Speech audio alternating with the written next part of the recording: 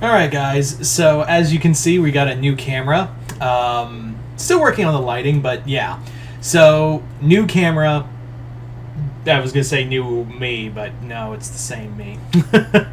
So, yes, girlfriend got me a new camera, which I actually debuted over on Patreon. I did my non-comic lineup for the Legion of Monsters over on Patreon, so if you'd like to that was our debut for the camera, so if you'd like to check out that video, just hit the link below, head on over to my Patreon, subscribe there. Much appreciated, greatly appreciated, actually, especially with real life kind of beating my ass senseless. Anyway, so this video actually came to me earlier today, and I was like, God, this is such a cool idea. I really want to do this as its own video. I really would love to do this as its own story. So here we are, fanfiction idea, and this one is, as you can see from the title, Thor and Amphibia, the old gods. So, yep. So anyway, let's get started. So the story begins actually at the end of this. This is after the series finale, and essentially what's going on is that the boat that Grimes and the others were taking on an adventure to another continent, basically it gets caught in a storm. It gets caught in a horrific storm, and they nearly go down, but then out of nowhere the clouds part, everything ends, and out of the sky comes a god. The old gods of Amphibia have returned with Bombor, the god of thunder, and he looks like this big. They're all like amphibious gods. Like this one, like Bombor looks like a big Japanese salamander. And he announces that the old gods of Amphibia have returned, and they found their followers wanting.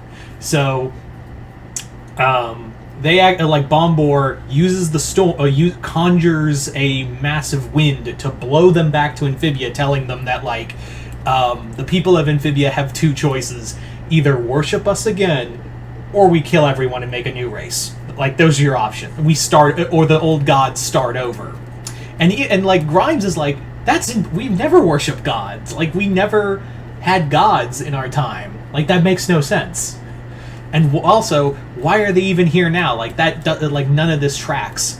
So, meanwhile, while this is going on, Thor is up in Asgard, and this is right before, like this is after, I would say a little after the Donny Cates run, and right before the Al Ewing run, involving the Utgard Thor and the Utgardians.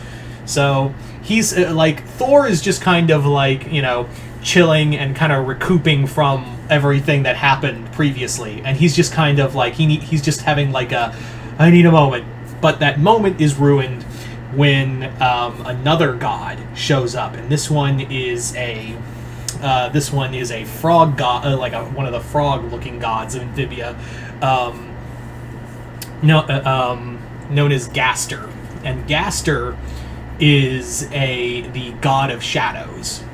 So he actually is like kind of like he looks more like a tree frog, and he can actually like jump through shadows and vomit out shadow demons. And he wants to kill Thor. Reason being is because he blames Thor for what happened to the old gods, and he's like, I don't know who you are. Like I've never met you. In fact, I don't even know where Amphibia is. So he battles Gaster, chases him off, and Thor is like, well, shit, I don't know what's going on, but I need to figure out what is. So Thor travels to the Kingdom of Infinity and looks through the Infinity Library. Basically, he went there ages ago to look through the Hall of the Lost when he was tracking Gore. Again, going to the Jason Aaron run. So as he's flipping through like the pages, he's like, I never knew these gods. Like I flipped through so many books, I didn't even notice.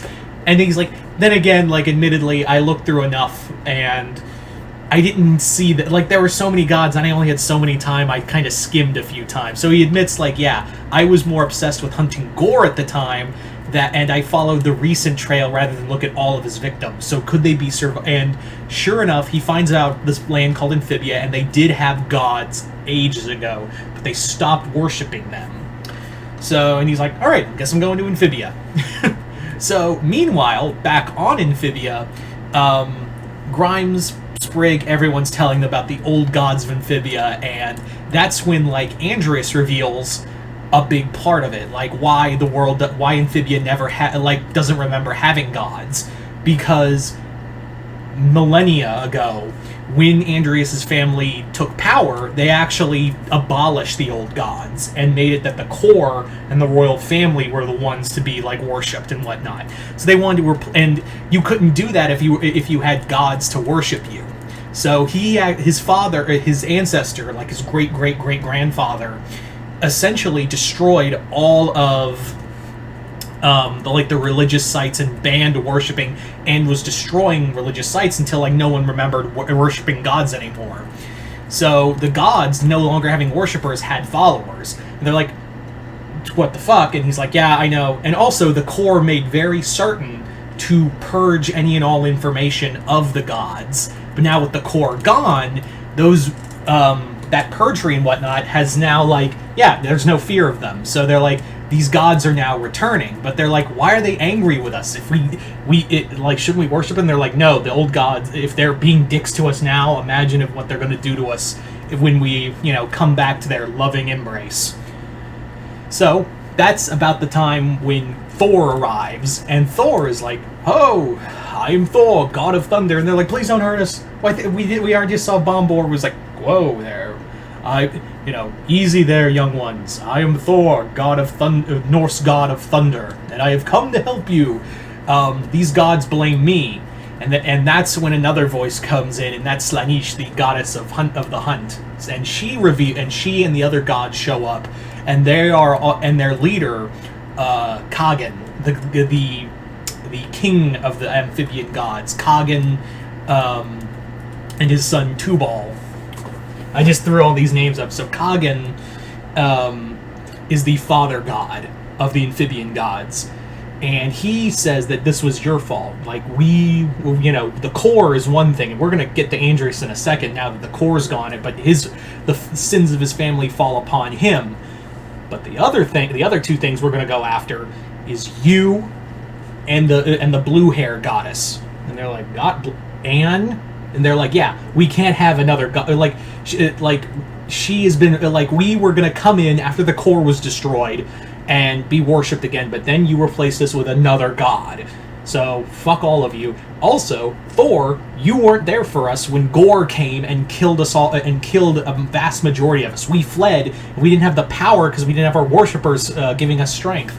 So we fled, and he's like, I killed Gore. And he's like, yeah, you didn't kill him soon enough, asshole. So you're as guilty as as everyone else. So Thor battles several of the gods, and but the thing of it is that they're like, we're not gonna we're gonna kill you later, Thor. We're gonna kill the blue hair. And they're like, and Sprig's like, oh my god, they're gonna kill Anne. Thor gets a message from, he actually gets a message from his sister Angela, who says, you gotta save Anne. You gotta save the girl when you go back to Earth. And and he's like, why? Why is she so important? And she goes, and Angela, his sister, who's an angel, says, she's the next one above all. She's going to one day she's going to become replace the one above all and become the new one above all. So Thor's like, oh balls, I gotta go. So Thor goes to, Sprig tells him where Anne lives, and sure enough, Kagan has already launched the gods of Amphibia are raining down on them. Thor arrives, and Thor is battling Kagan and Bombor, but Anne is just watching this in horror, and Thor's like, you, Boonchoy, I am Thor, I've come to help you, your friend Sprig sent me. And they're like, Sprig, that's amazing. Is he okay? You're like, yes, but these are gods of Amphibia, and they've cut because they know you will be the next god of the universe. And she's like, that's a lot of pressure. I'm still processing that. So Anne is in horror because she believes she doesn't have the power anymore, but Thor convinces her that power, if you are a god, then you will have that power. And he goes, perhaps something might awaken it. So he uses the Thor Force, which is the The Thor force is basically the Odin force that was given to him by his father, Odin, when he became king of Asgard. And he uses it to, like, jumpstarts Anne's calamity powers, and that awakens Anne's god power again, and she goes right for Kagan, and she says, gods aren't meant to be worshipped, just for, being cruel or being, apathetic to their worshippers. They need to be let their followers are protected, to give comfort to their followers. You, sir, are not a god, you're a bully. And she just proceeds to fucking, and like, just Mortal Kombat finish him. Like, the best way to describe it is like when Sentry took out Ares, if you guys remember that scene in Siege. So now that she's got like the power, like, Thor takes it back, and sorry for the background noise, I don't know if the mic's picking that up, but yeah. So by the end of it, Thor, like, he's like, can you let me see Sprig again? He's like, I'm sorry, child, I cannot, I can't break the barriers between reality so many times, but I can send him a message for you. So the message is, like, Thor uses his power in Amphibia to be like, I love you all, and he writes it in the clouds. So there you go, guys. That is pretty much my Thor Amphibia crossover. You guys let me know in the comments below. What'd you guys think of it? Just comment below, let me know. Other than that, hope you all enjoyed this. I'm Mr. Multiverse. I'll see you next time in the Multiverse.